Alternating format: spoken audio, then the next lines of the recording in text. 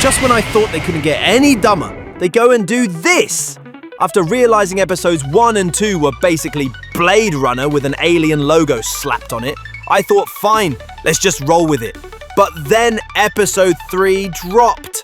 Oh shit, here we go again.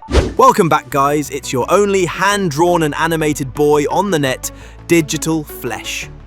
Today, we're diving into the absolute dumpster fire that is Alien Earth. Smash that like, hit subscribe or follow, and strap in. Let's see if this is about to be game over. That's it, man. Game over, man. It's game over. Alright, let's get this out of the way. I fucking hate the music in this show. Hate is a strong word, sure, but hear me out. I like Metallica, I like Black Sabbath, but even if you love metal, it does not belong here. The Alien trilogy is legendary for creepy, minimalist sound design, audio that makes you feel dread in your bones. Instead, we get literal ear cancer. There's a montage where they're dragging Wendy, her brother, and a decapitated alien back to Neverland, and the whole time my ears were being assaulted by what can only be described as guitar grape. I had to mute it. And of course, another rock song plays at the end, which pretty much tells you exactly where this series is headed. Place your bets in the comments now. Which metalhead hit will they shoehorn into the next episodes? Outside the music, the story keeps leaning into this Lost Boys and Peter Pan crap, with Wendy trying to rescue her brother. I'll admit, I like one or two of the characters here more than the last couple episodes, but it still doesn't feel like Aliens. Sure, a few moments work, but most of the time, it's just a generic sci-fi show with a faint whiff of Xeno nostalgia sprayed on top to keep the normies hooked. This episode wastes no time. Wendy's out searching for Joe. She finds him locked inside a shipping container screaming, "It's a trap," which in true horror logic obviously means run straight into it. So she does. She opens it, finds Joe inside, and right on cue, the alien pops its head in like it's saying hi, then immediately fucks off to the roof. No reason, just because. So Wendy Skywalker whips out her adamantium-laced paper cutter and somehow stabs through an entire shipping container, landing a perfect hit on the alien. Acid blood everywhere, but her little sword, totally fine. The alien, now in full roid rage mode, flips the whole container like it's cardboard and finally skewers Joe through the lung with its tail. Remember that detail. We'll circle back. Then, instead of just instantly killing him, like the perfect killing machine it's supposed to be, the alien starts playing cat and mouse for no reason. This leads to Wendy using a meat hook, snagging the alien by its inner mouth and dragging it around like she's restraining a rabid dog. What the fuck? She hauls it into some giant door room, and here's the kicker. Remember how Joe got wrecked with one tail stab? Why the fuck doesn't it do the same to Wendy? Joe, coughing up a lung, literally, hacks the door closed while Wendy, again, reminder, a child in a synth body with zero combat training, WWE swings the alien 180 degrees. What? Huh? The door shuts, you hear the alien screaming and wailing, then it opens to reveal a decapitated alien and Wendy dripping with milky blood from a suspected head injury we don't see. And that's it. The perfect organism. Perfect organism. Soloed by a little girl with a paper cutter. No stakes, no tension, no respect for the creature. Oh, and apparently she's got a psychic connection with these things too, but we'll get to that. What? Meanwhile, Joe, screwed. His lung gets ripped out and dunked in a tank, and then we watch a facehugger tadpole embryo thing swim into it. Then we get our boy Wonder. He has this little heart-to-heart with one of the kids who wants to prove herself, to be the best. She asks him if Wendy is his favorite, and it appears she sees competition in Wendy, and it sets up potential internal conflict. Jealousy, mutiny, kids turning against each other, maybe even trying to overthrow Wendy as leader. It's actually one of the few moments I found interesting, and definitely one character to watch. But there's only 5 episodes left, so they have a lot to do. Boy Genius basically gives her homework, tells her to focus on being the best. It feels like a setup for rivalry down the line. Could this be the start of her villain arc? Could be fun. KIRSH is hands down my favorite character. The perfect casting. He finally gets some screen time, and watching him work in his lab was easily the best part of the show. His Bato-style goggles, the way he carefully tinkers with specimens, he actually feels like he belongs in the alien universe. And the tension between him and Boy KAVALIER? You can feel that there's something not quite right. There's a slight look of almost anger with the way Boy Genius talks to him in one part, and then there's also concern with the way he pushes Boy Genius away from the egg and keeps him safe. But with the level of disrespect with the way KIRSH is treated, I wouldn't be shocked if he snaps and turns on Boy KAVALIER by the end. Of course, there's a misstep or something we have never seen before. The facehugger embryo.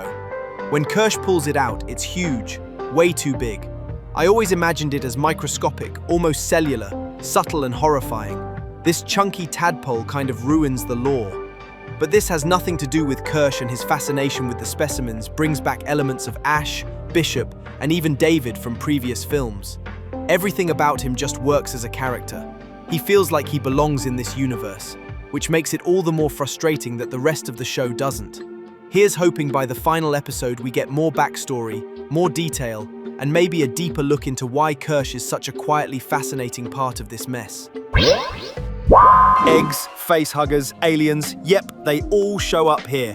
We even get an egg dissection, which sounds cool, but the way it's handled is just off. Wouldn't the egg have acidic properties? Or some kind of defense mechanism? Instead, it just sits there while they poke at it like a science fair project. Then we've got the facehugger getting neutralized by a stun gun, again. Apparently, Xenomorphs can now be taken out with a fucking cattle prod. What? They even yank out the tadpole thing while it's stunned, no problem. Later, in another scene, there's a bit where MORROW stands near an egg. It starts to open, but he legs it, and the egg closes. Then Boy Wonder gets too close in the lab, and the same thing happens, until KIRSH shoves him out of the room, and it closes again. Something we've never seen before. Normally they just fully open, and the facehuggers fly out. So what triggers these eggs? Proximity? Fear? ESP eggs? Speaking of ESP, there's a part towards the end where Wendy barges into the lab while KIRSH is removing the tadpole, and suddenly she's in agony, and she collapses like she can hear it screaming, or has some sort of psychic link. She even passes out, and somehow nobody notices. What is this, Stranger Things? The only thing missing was the nosebleed. What the f***? The psychic connection angle feels completely wrong for Alien. It doesn't add anything, it just cheapens the horror. And while all that's happening, we still get nothing on the other monsters. The octopus eyeball, the blood bugs. Honestly, I don't care. Just focus on the fucking Xenos. And bringing it back full circle to the alien, after the total embarrassment at the start of the episode where it gets WrestleMania'd by a little girl, yes, she's a robot, yes, she weighs 6 million tons, but still, she has zero combat training and she solos the perfect organism with a paper cutter. The final insult?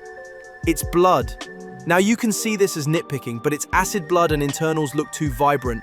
It looks like someone smashed open an Aeromilk chocolate bar. I wish I was kidding. Now for some Bill and Ted comedy hour. Excellent! You've got two dude bros stuck in robot bodies trying to convince Morrow they're not actually kids, and I'll admit, it was kind of funny. But the "we're kids in adult bodies" gag? Already wearing thin. The good part is that the scene actually adds some depth, both for Morrow and his interactions with them. And of course, KIRSH steals the moment just by existing. Then there's Nibs. She's someone I found interesting in this episode. I had my eye on her last week, but now it's clear. She looks terrified, uncomfortable, not adapting at all. Total Lambert vibes from the original Alien. The kind of character who's going to panic, freak out, maybe even sabotage the group. She questions the whole Peter Pan shtick too. Like, why can't they pick their own names? Exactly.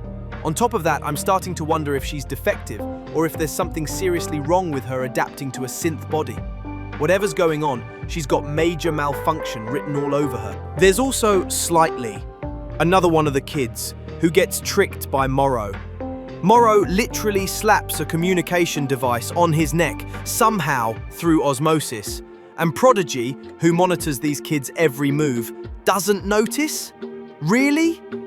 After being spooked by Morrow contacting him through the neck device, Slightly buys into his pleas for help, and Morrow convinces him to be his friend. So we can see that there is going to be a lot of different dynamics playing here with each of the Lost Boys.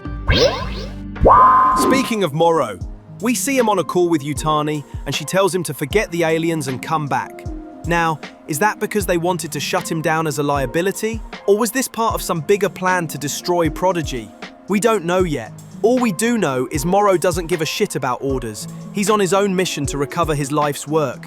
And honestly, he's getting more interesting as a character. Not great, but more interesting.